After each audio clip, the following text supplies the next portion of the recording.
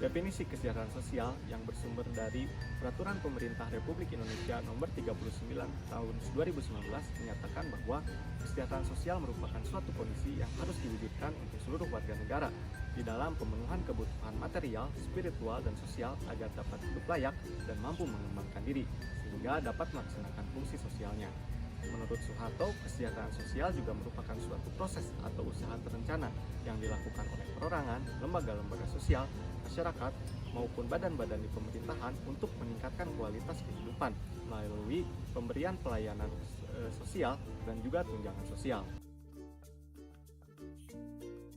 Dari definisi yang saya sebutkan tadi, kita semua setuju bahwa kesejahteraan sosial merupakan suatu kondisi yang ideal dan kita semua harus saling tolong-menolong untuk dapat mewujudkan hal tersebut. Individu yang sejahtera tentunya dapat mengerahkan segala kemampuan dan kapabilitasnya secara optimal sehingga dapat membawa kebermanfaatan bagi banyak orang. Namun, apa itu pekerjaan sosial?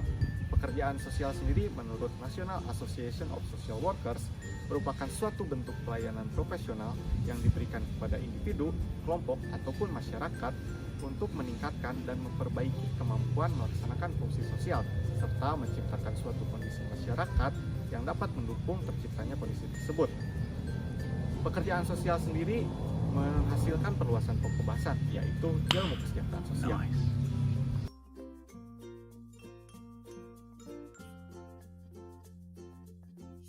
Pekerja sosial atau dalam bahasa asing social worker merupakan profesi yang memberikan bantuan ataupun pertolongan berupa pelayanan kepada individu, kelompok, ataupun masyarakat.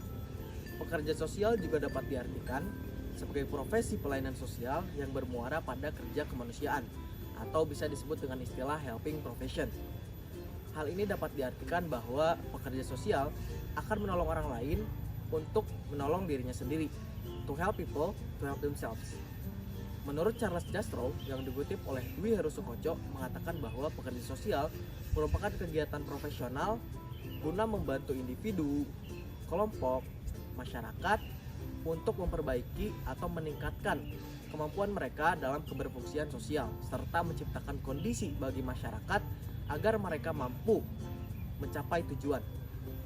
Kiprah pekerja sosial dapat ditemukan di berbagai situasi seperti penanganan kemiskinan, penanggulangan bencana, penanganan orang dengan kecacatan, perlindungan anak, pengembangan masyarakat, dan masih banyak lagi. Nah, kenapa sih pekerja sosial ini dapat kita temui di berbagai situasi? Karena pekerja sosial memiliki komitmen untuk mengambil bagian dalam mewujudkan masyarakat yang sejahtera dan lingkungan yang aman dan nyaman. Untuk itu, pekerja sosial aktif mendorong perubahan sosial melalui interaksi dengan manusia dan juga lingkungannya. Selanjutnya saya akan menjelaskan mengenai APS. Apa itu APS? APS adalah akronim dari Administrasi Pekerjaan Sosial. Administrasi Pekerjaan Sosial merupakan komponen penting bagi sebuah lembaga pelayanan sosial dalam memberikan pelayanan. Administrasi merupakan metode pekerjaan sosial yang mencakup upaya untuk mengarahkan keseluruhan program dalam organisasi layanan manusia. Menurut John C. Kidney, dalam bukunya Social Work Administration, Social Work of Practice, Social Work of Journal mengatakan bahwa administrasi pekerjaan sosial adalah proses mentransformasikan kebijakan sosial ke dalam pelayanan-pelayanan sosial melalui dua cara.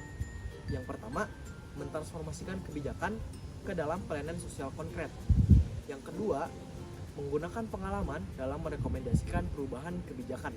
Let us get more mengemukakan bahwa administrasi pekerjaan sosial adalah suatu tindakan staf yang menggunakan proses-proses sosial dalam mengubah kebijakan sosial lembaga ke dalam pemberian pelayanan sosial. Nah, dalam administrasi pekerjaan sosial ada yang disebut dengan administrator. Apa itu administrator? Administrator adalah salah satu unsur penggerak bagi suatu lembaga pelayanan sosial dalam memberikan pelayanan. Administrator yang kompeten dan administrator yang cakap dapat memberikan keefisienan dan keefektifan bagi sebuah lembaga, serta dapat menghasilkan apa yang ingin dihasilkan. Sebaliknya, jika administrator yang tidak kompeten atau tidak memiliki kemampuan justru akan memblokir layanan dan menggagalkan staf. Apa sih yang muncul di benak teman-teman semua saat mendengar kata seorang pemimpin atau seorang leader? Apakah seseorang yang berani, seseorang yang dapat berbicara dengan lantang dan keras di depan banyak orang, atau mungkin malah tokoh-tokoh pemimpin terkenal dunia yang muncul di benak teman-teman, seperti Soekarno, John F. Kennedy, Nelson Mandela, atau bahkan Alexander Agung.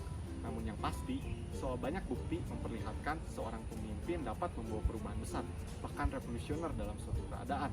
Apa yang menyebabkan pemimpin dapat melakukan hal tersebut? Salah satu faktornya adalah mereka memiliki jiwa leadership atau kepemimpinan.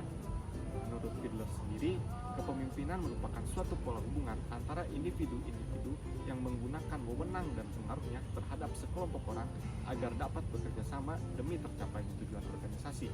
Dan menurut Warren Bennis dan Bernanus, dalam buku The Strategy for Taking Charge, mereka berdua berpendapat bahwa teori kepemimpinan merupakan suatu kekuatan yang sangat berpengaruh dalam hal kesuksesan suatu organisasi ataupun perusahaan.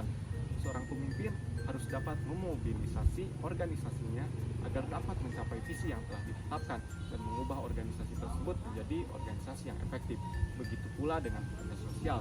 Pekerja sosial harus dapat memberikan pelayanan yang efektif pada saat memberikan intervensi kepada klien-klien. Namun tentunya terdapat kekhasan tersendiri mengenai leadership dalam ruang lingkup administrasi pekerjaan sosial, yaitu nilai-nilai leadership tersebut harus dapat mencakup etika, moral, prinsip, dan keilmuan dari pekerja sosial itu sendiri. Mengapa?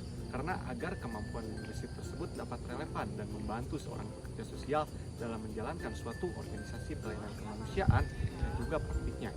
Terdapat suatu model kepemimpinan yang efektif bagi seorang leader pekerja sosial, yaitu model kepemimpinan yang menekankan pendekatan kolaboratif, partisipatif, apresiatif, dan transformasional, yang juga dengan mempertimbangkan secara penuh konsep atau nilai-nilai social justice. Terdapat sebuah artikel yang dikeluarkan oleh Department of Education oleh pemerintahan negara Inggris yang berjudul Being a Social Work Leader. Terdapat 4 tugas utama menjadi seorang leader dan pekerja sosial. Yang pertama adalah menjadi seorang yang sense making atau dapat memahami dan memetakan konteks di mana organisasi dan orang-orangnya beroperasi sehingga mengetahui setiap keunikan dan kompleksitas yang ada. Lalu yang kedua adalah relating atau dapat membangun suatu hubungan yang bisa dipercaya dengan pihak-pihak lain. Lalu yang ketiga adalah visioning, yaitu dapat secara kolektif mengidentifikasi tahu bagaimana suatu organisasi tersebut dapat berjalan ke depannya. Dan yang terakhir adalah inventing atau mengembangkan cara-cara baru bagaimana bisa mewujudkan visi kolektif yang telah ditetapkan. Nilai-nilai lain yang dianggap penting untuk dimiliki oleh seorang pekerja sosial adalah memiliki jiwa empati yang tinggi dan juga memiliki kemampuan problem solving yang baik. Lalu nilai lainnya yaitu kemampuan interpersonal skills dan organizational skills yang mumpuni. Contoh dari nilai-nilai leadership tersebut adalah dapat memberikan support, memastikan kepada setiap anggota dalam suatu diskusi mereka bisa mengemukakan pendapatnya, lalu menghargai perbedaan, memberikan arahan yang efektif, dan juga tidak lupa yaitu memiliki rasa tanggung jawab serta nilai-nilai leadership baik.